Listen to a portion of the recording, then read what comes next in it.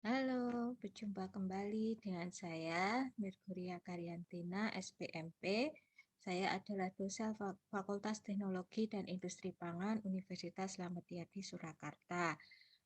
Pada kesempatan ini kita akan melanjutkan mata kuliah tentang lingkungan dan pengelolaan limbah pada subbab mikroorganisme dalam pengolahan air limbah.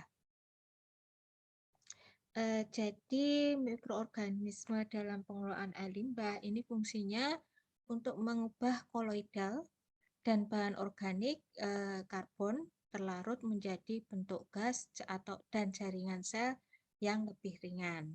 Mikroorganisme sendiri ini merupakan dasar fungsional dari sejumlah proses penanganan air limbah. Hal utama dalam penanganan air limbah menggunakan mikroorganisme itu adalah pengembangan dan pemeliharaan kultur yang cocok untuk pengolahan air limbah tersebut. Karena tidak semua mikroorganisme itu cocok untuk semua pengelolaan air limbah.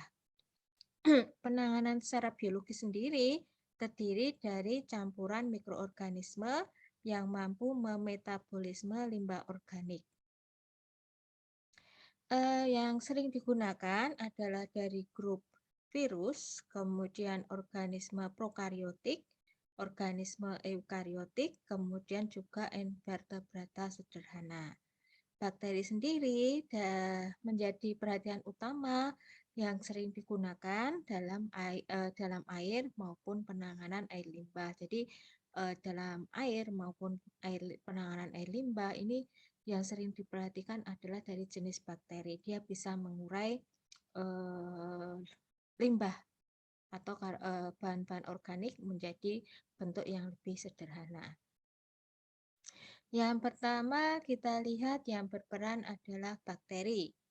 Sifat bakteri sendiri ini adalah patogen dan menghilangkan bahan organik dan mineral. Dalam artian bukan menghilangkan, tetapi merubah bahan organik menjadi bentuk-bentuk yang lebih simpel sehingga bisa terurai dan bisa larut di pembuangan atau di air limbahnya. Sifat dari bakteri sendiri ini adalah sifat kemoheterotrofik, di mana bahan organik sebagai sumber energi dan karbon bagi bakteri.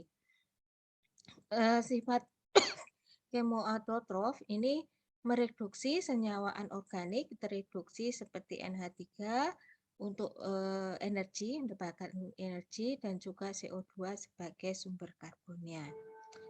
Sebagian lagi bakteri ini sifatnya itu adalah fotosintetik. Jadi dia memerlukan sinar matahari untuk proses-prosesnya. Bahan reaktif dari bakteri sendiri adalah membran sitoplasmanya, pada membran sitoplasmanya. Setiap jenis bakteri ini mempunyai kelompok senyawa yang dapat dimetabolisme yang berbeda-beda. Makanya jadi perhatian karena tidak semua bakteri itu bisa mengurai semua jenis air limbah. Lapisan lendir bakteri ini berfungsi sebagai pengikat untuk partikel-partikel flok bakteri sehingga terjadi namanya proses flokulasi. Bakteri sendiri terdapatnya dalam bentuk gumpalan dari berbagai bentuk jenis. Jadi mengelompok seperti gumpalan-gumpalan seperti itu. Kemudian faktor yang mempengaruhi kehidupan bakteri sendiri adalah pH dari air limbah, temperatur, kelembapan, kemudian unsur kimia, tekanan osmotik, bahan limbah keasaman bahan limbah, kemudian keasaman limbah, dan adanya racun dalam air limbah sendiri. Ini juga akan mempengaruhi kehidupan bakteri. Yang kedua yang berperan itu adalah kapang, di mana kapang tersebut merupakan mikroorganisme non-fotosintetik, bersel banyak, aerobik, bercabang, berfilamen, dan dia memetabolisme makanan yang terlarut. Kapang sendiri itu bila pH air limbah rendah 4-5, kemudian kadar air rendah, nitrogen rendah, itu akan ditemui adanya kapang, bisa tumbuh di situ. Tidak aktif dalam sistem anaerobik, jadi di sini memerlukan oksigen untuk kehidupannya. Yang kurang diinginkan karena tidak dapat mengendap dengan baik jika ada oksigennya, maka dia memerlukan suasana anorganik. Dan kapang sendiri itu tidak akan menjadi pradominan dalam air limbah.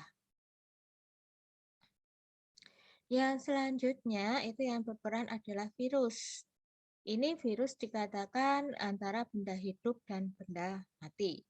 Jadi dia benda hidup karena bisa menyalurkan, dia punya DNA, kemudian dia bisa hinggap atau hidup di berdasarkan inangnya. Dia tidak hidup karena dia tidak memenuhi syarat sebagai mikroorganisme, dia tidak punya komponen-komponen seperti membran badan Golgi dan lain sebagainya. Bukan merupakan mikroorganisme sempurna, ya dikatakan itu tadi tidak hidup, sehingga disebut mikroorganisme, bukan mikroorganisme yang sempurna, terbentuk dari lapisan pelindung protein yang mengelilingi serabut asam nukleat. Sifatnya sendiri ini adalah parasit obligat. Kemudian spesifik pada sel inangnya, dia hanya hidup pada inang-inang tertentu. Perhatian pada virus ini adalah pada kesehatan masyarakat. Contohnya adalah virus polio, hepatitis, dan lain sebagainya. Konsentrasinya ini 1-2 per mililiter.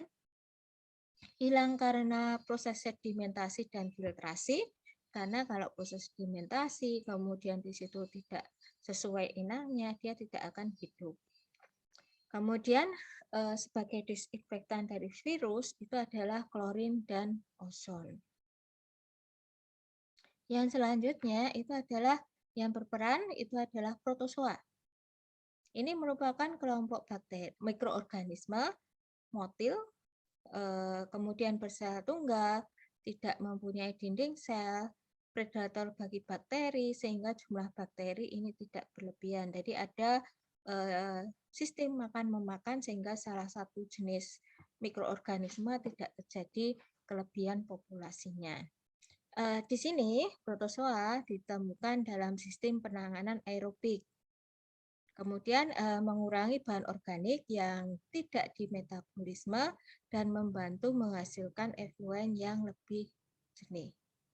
Sini dia membantu bakteri dalam metabolisme atau mengurai bahan organik. Di sini contohnya protozoa ciliata ini meningkatkan mutu dan menurunkan jumlah bakteri.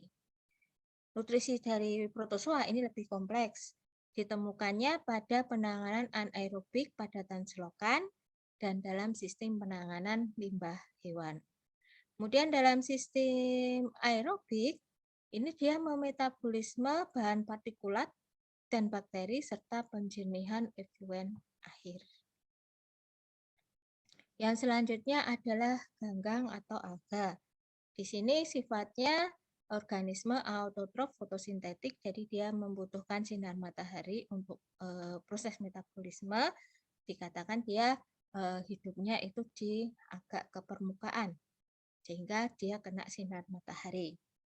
Energi dari sinar matahari dan bahan organik itu ada CO2, amonia, nitrat, dan fosfat. Reaksinya adalah CO2 ditambah H2O, kemudian diurai oleh alga menjadi CH2O ditambah oksigen.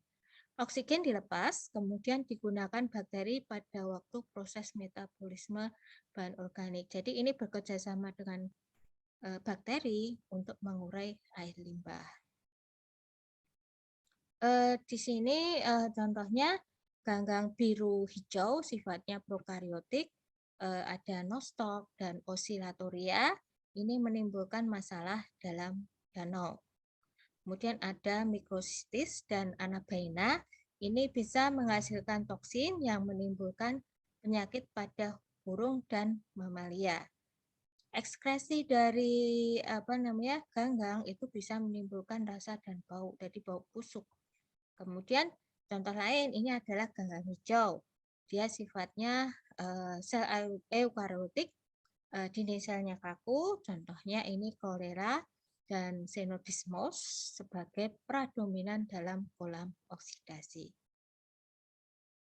Yang selanjutnya ini adalah rotifer, di mana rotifer itu merupakan mikroorganisme multiseluler yang memecah makanan padat yang kemungkinan besar tidak bisa diurai oleh bakteri maupun protozoa maupun ganggang. Ditemukannya dalam sistem yang mengandung oksigen terlarut yang stabil. Kemudian dia memecah partikel padatan di mana sebagian partikel tersebut tidak dapat diurai oleh protozoa. Kemudian dia juga akan membantu proses metabolisme dalam air limbah sehingga menghasilkan efluen yang lebih jernih. Kemudian yang selanjutnya krustasea atau udang-udangan. Ini mikroorganisme multiseluler dengan kulit yang keras, tumbuh baik pada sistem yang cukup stabil, cukup oksigen, seperti itu. Kemudian organisme lebih kecil sebagai makanan utamanya, dia membantu menghasilkan efluen yang jernih.